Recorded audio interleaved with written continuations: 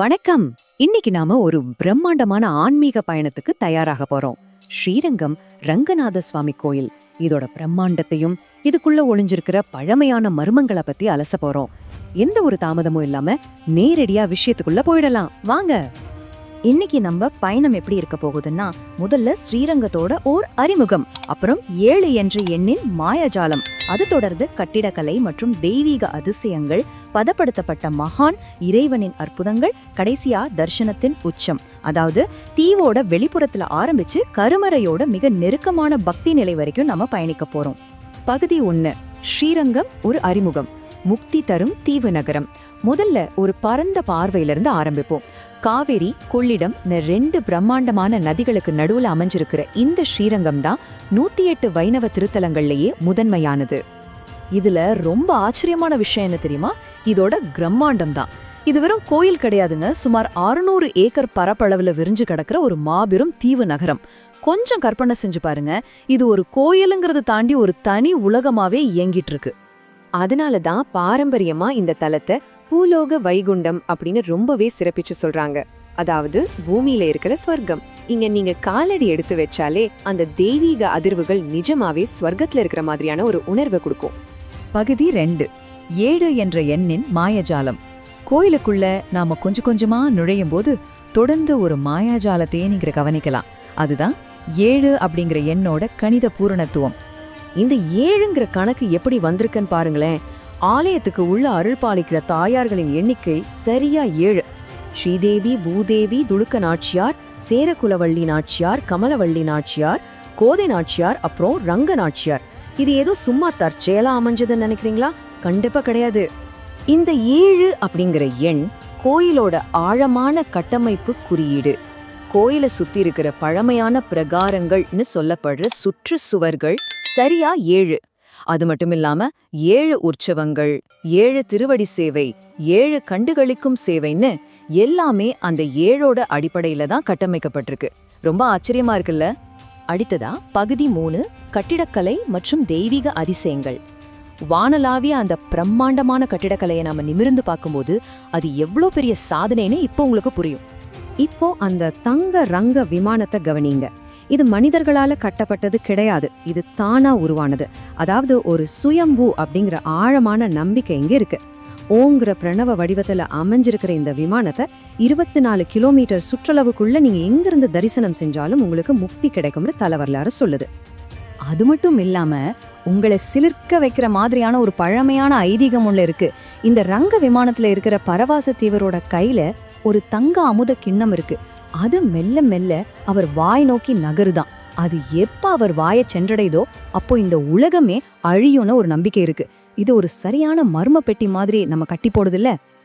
அப்படியே கொஞ்சம் கீழே தரைய பாத்தீங்கன்னா ரெங்கவிலாஸ் மண்டபத்துல ஒரு கல் கொடிமரம் இருக்கு.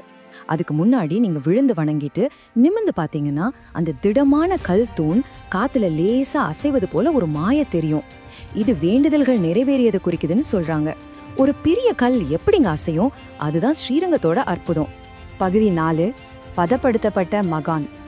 கோயிலுக்குள்ள நாம இன்னும் கொஞ்சம் ஆழமா போகும்போது அறிவியல், கட்டிடக்கலை எல்லாத்தையும் தாண்டின ஒரு மாபெரும் வரலாற்று மர்மத்தை நாம சந்திக்க போறோம். இப்போ உங்ககிட்ட நான் ஒரு கேள்வி கேட்கிறேன். ஒரு மனித உடல் எந்த ஒரு நவீன தொழில்நுட்பமும் இல்லாம சரியா 885 வருஷமா ஒரு கோயிலுக்குள்ள அப்படியே பதப்படுத்தப்பட்ட நிலையில இருக்க முடியுமா?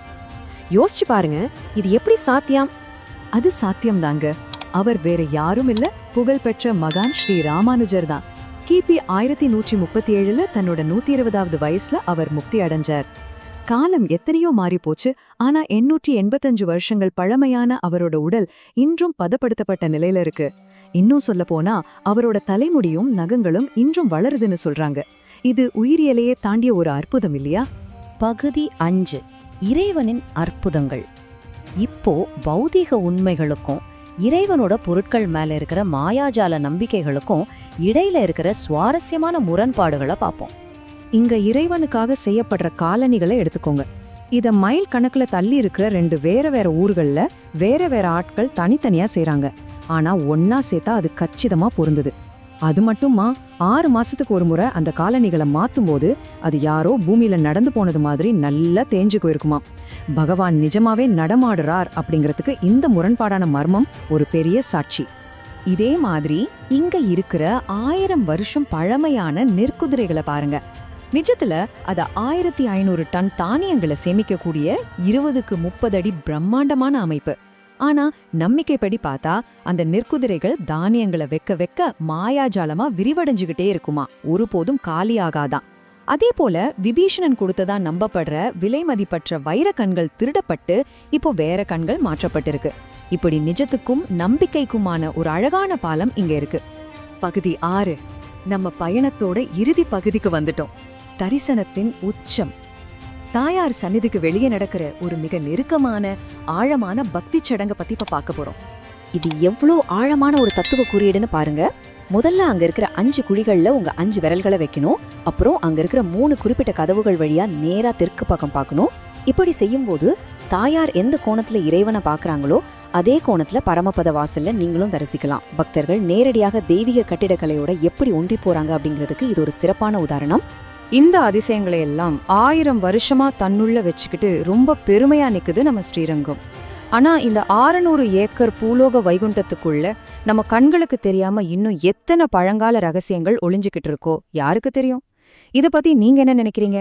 இந்த கேள்வியோட இன்றைய பயணத்தை நான் நிறைவு செய்றேன். மீண்டும் இன்னொரு சிறப்பான தேடலோடு சந்திப்போம்.